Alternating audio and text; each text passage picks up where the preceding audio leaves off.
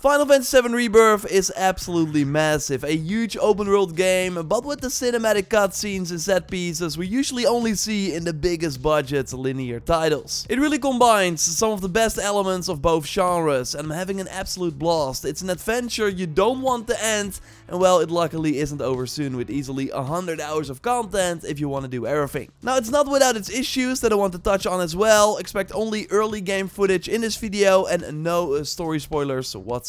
The best part of Final Fantasy VII Rebirth is totally the amount of peak moments. Like every hour or so when following the main story, something unexpected happens. A huge boss that you've never seen before will show up, so you have to take it out in a very cinematic fight. There will be a completely new mechanic or mini game that adds a fun twist to the gameplay, or new villains or other characters will be introduced to add to the incredibly large feeling world. Where the first part of this remake only took place in Midgar and the different sectors of that massive city, we're now exploring a lot of the outside world, and this does not only include big open landscapes, but also other massive cities and urban environments that are totally some of the highlights of the game. One moment you are adventuring through caves and mines, and the other you're in this awesome looking city with indoor bars and stores. There's this Las Vegas like area that looks incredible and has some really fun NPC interactions that I don't want to spoil. The fantasy but still futuristic setting makes for this amazing world that we now get to see in many different lights. While the game still borrows a lot of the gameplay elements from the first part of the remake, the fact that you are now traveling through the continent,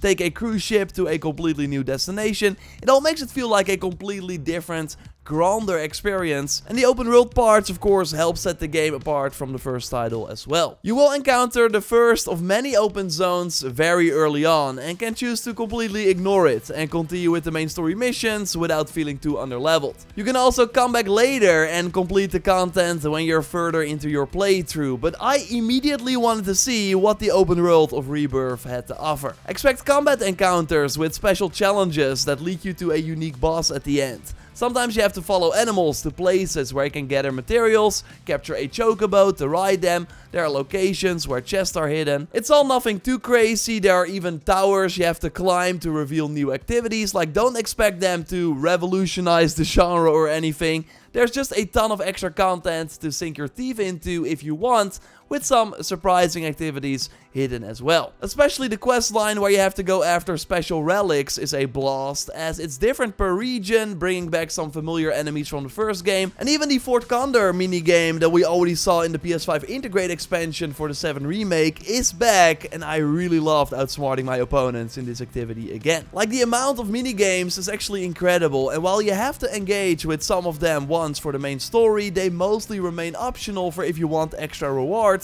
and are just there to immerse you more into the world. With the highlights totally being Queen's Blood, a full-on card game that everyone in Rebirth is obsessed with. Every town you visit will have new opponents to challenge, or you can find different dealers to get new booster packs or legendary cards. I got some Yu-Gi-Oh flashbacks when I had to win back a powerful card a quest giver had lost. There are tournaments you can compete in. Like, next to saving the world, you also have this side story of becoming the best Queen's Blood player. It's a really in-depth game that is way more fun than it maybe looks. The best implementation of the Gwent Machine Strike Orlok trend that I've seen is just another thing that can let you completely lose yourself in this world. There are also many other side quests that let you spend more time with NPCs you interact with during the main story, or brand new characters that only appear during these side missions. I overall wish the rewards for the optional content was more impactful though, like there are only a handful of items that are really useful throughout your journey. We'll of course talk about them in the spoiler-free tips and tricks here on the channel,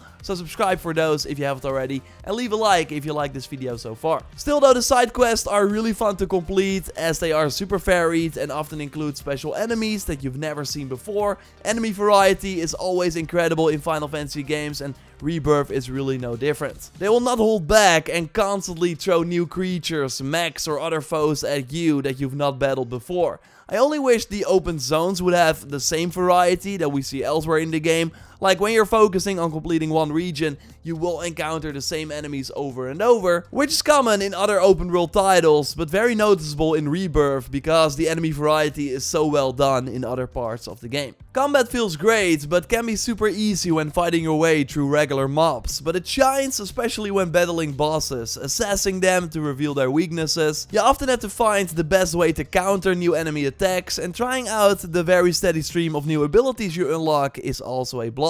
Rebirth expands greatly on the very fun action combat established in the first part of the remake, and that's mostly by introducing brand new playable characters that all have their own unique playstyle and mechanics that we have to learn. We can now also change our party loadout, so decide the characters we want to use for each encounter, and there will be moments where only a few of those characters are available, so then you are forced to change things up by playing characters you maybe did not use before, and that really helps keep the combat fresh. Not to mention the extra depth in progression for each character thanks to new synergy skills and passive bonuses you can unlock. There's the ability to craft items now. Sometimes you have to sniff them out first with your chocobo in the open world. Like, there are some really nice extra systems here that makes this feel way more like an RPG compared to the first remake. The package you get here is really complete, and I think even enjoyable if this is your first Final Fantasy experience. Now, there's totally some Japanese quirkiness and playful characters that not everyone will enjoy, or over-the-top moments that are in stark contrast to the realistic looking world. For me though, it's what makes this series, and especially the Final Fantasy VII universe, so enjoyable, as it will constantly surprise you. And don't let this tone fool you, as there are very mature subjects in this game as well, especially when you uncover more about the backstory of each character. There's a video you can watch in the game to get a recap of the first part of the remake. It's of course recommended to play it though, to better understand the story, but I also think it's not 100% needed to get a lot out of Rebirth. Like, if you love the open world games we usually cover here on the channel, then you should not skip Final Fantasy VII Rebirth, as it's easily up there with Horizon Forbidden West or the Assassin's Creed titles in terms of content. I really can't stress enough how much of a blast it is to completely lose yourself in this world, which makes it extra painful that the performance mode is such a downgrade from the really good looking quality option. I always go for performance and never look back, but Final Fantasy VII Rebirth had me switch to quality often just to see how beautiful the world is, as I constantly felt like I was missing out on PS5 quality graphics in favor of 60 FPS. Like, the graphical hit you take in order to double the frame rate is wild. It turns the game suddenly in a PS4 title with way less impressive lighting, colors and detail. I never thought I would say this, but I would suggest that you start the game in quality mode and just never switch to performance, because the graphical quality outweighs the extra frames for me in this one,